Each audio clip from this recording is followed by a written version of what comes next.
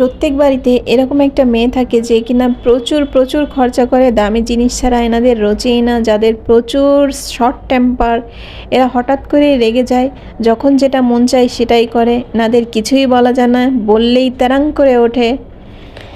এরা নিজেরা যা ভালো মনে করে তাই করে। এই মেয়েগুলো হচ্ছে বাড়ির ছোট মেয়ে, না হয় বাড়ির বড় মেয়ে। এরা বেশি বেশি ঝগড়া, বেশি বেশি ক্যাচাল মোটেও পছন্দ করে না, কিন্তু দিন শেষে এরা নিজেরাই বেশি ঝগড়া, বেশি বেচাল পড়ে, আর এরা বেশি গালবাজি করে। Is that you? আসসালামু আলাইকুম।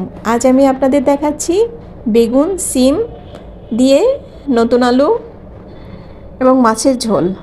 এটা মাখামাখাই রাখবো, মশলা কষিয়ে সবজিগুলো সব দিয়ে কষিয়ে নিচ্ছি।